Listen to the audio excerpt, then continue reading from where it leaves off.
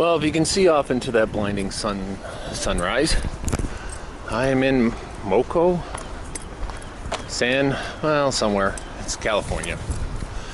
And I'm in the same kind of spot I am today. I want to get through LA. There's no easy way to do it, so gotta go through the old technique, trying to get there early. We'll see how it goes. I don't know how scenic the ride's gonna be or what's gonna go on. And I'm farther away from Los Angeles than I was San Francisco yesterday. Or the day, whatever day it was. So, made some bold predictions about where traffic will be and which will be the easiest route. See if I'm right. Probably I'll be wrong, or maybe every answer is wrong. We'll see how it goes.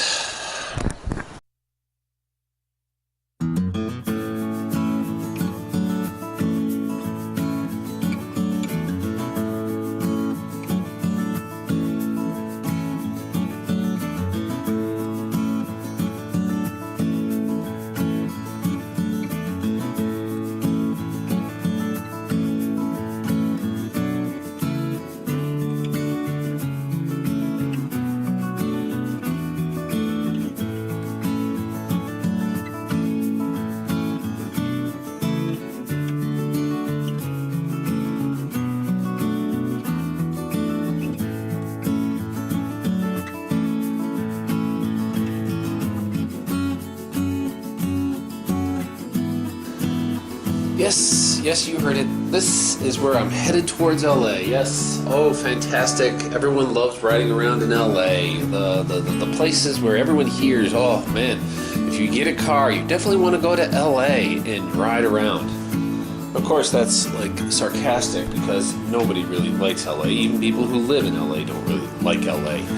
But when it comes down to it, it's a place you kind of, like a lot of people live. It's a place you gotta go. Known for having some of the worst traffic in the world. It's amazing. They can have 9 lane roads and still it doesn't move. But to start off the ride, I was thinking about how exactly I was going to get to LA. What was the best route through LA? Now heading south on 101, I knew I was heading directly into LA, and there's basically 2 choices. First, I was enjoying just the scenery itself. It's kind of open, and since I wasn't next to the ocean, it was just hot and like muggy. You could feel the wind kind of pressing against you as you kind of traveled through all this. It was almost like a hairdryer. I mean, if it gets really hot, it will start to hurt, but it was just hot and muggy because the humidity was high. If the humidity was low, it feels a little nicer. But okay, we're still going into LA. It almost like, as soon as you got over a valley, as soon as you climbed up these mountains, you start to go down into the valley where LA is, it just, boom, instantly changes. Kind of makes you wonder why they built the city there, because it's not exactly the most comfortable area. But hey, what do I know? But as you finally start to approach LA, I came up with a plan. The idea was, it was technically the weekend, so I figured best to stay kind of away from the coast, because Highway 1 itself will actually go right next to the ocean, right exactly next to the ocean. And I figured a lot of people on this hot day would be headed towards the ocean, and that would be a parking lot.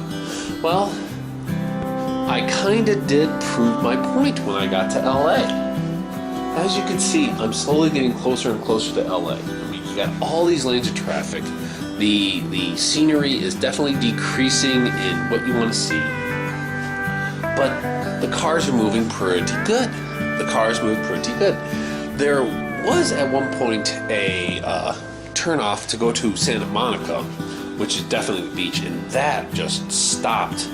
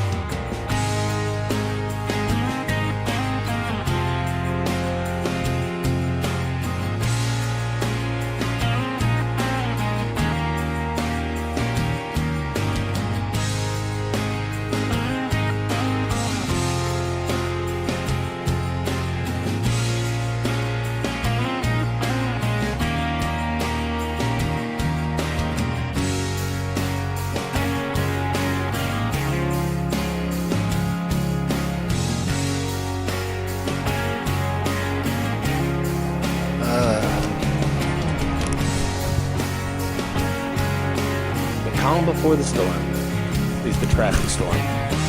Bet you those people stayed here all night. That's what I see a lot of. People who take Winnebagos or motorhomes, just drive and they park off at Vista Points or wherever they can. They just spend the night, wake up and then go wherever they're going. Sometimes they even get out like little grills and cook themselves breakfast. It's not too hard, not that often.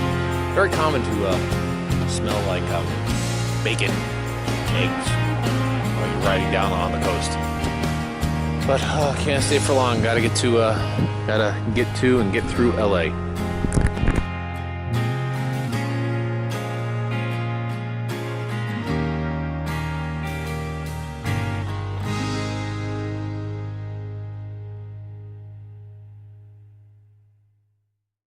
Boom, right there. It was boom. And as I was going, I saw kind of some of the reasons why LA has such terrible traffic. First, the off-ramps. In many cases, the off-ramps off the highway are just not good enough. I mean, they're just not good enough. They're not big enough to satisfy the number of people who are trying to get off. They can't get people off the freeway fast enough, so it just backs up there. The other reason, it's not because of accidents, it's not because of this stuff, it's because people miss their exits. It's because people who are 4 or 5 lanes over are going to want an exit in the next half mile. So of course, for whatever reason, they think they can do it. And so they actually cross insanely fast across it, and they slow down, and they slow every piece of traffic across them as well, just trying to get off to their exit. Now, normal people would say if they were in the left lane and they needed to exit in a mile, they would probably say something along the lines of, oops, I should have gotten over sooner. I'll miss this exit and just take the next one. Not LA folk. LA folk, for whatever reason, seem to think that they need to cross all those lanes at the same time and start that slow back up, because you get into a lot of this LA traffic, it just stops. And then you keep going and going, expecting to see an accident or construction or something, some reason why it slowed down. But you actually don't. What ends up happening is you quite literally see nothing. It's just slow down for slow down. And it's these things that actually start those cascading effects. One person slows down, the person behind them slows down, and it just starts to slow down into a crawl. And really, there was no reason for it to slow down as well. If people would just drive properly, it would. And the LA traffic finally got me to the point where it was hot, it was humid. I took advantage of that stupid California law and rode like a jerk. In California, it is absolutely legal for a motorcycle to kind of split traffic and kind of go. I saw plenty of people doing it, and after a half hour of sitting and trying to be polite and trying to do it, it eventually got to me, it broke me, and I did it. And I took advantage of it, and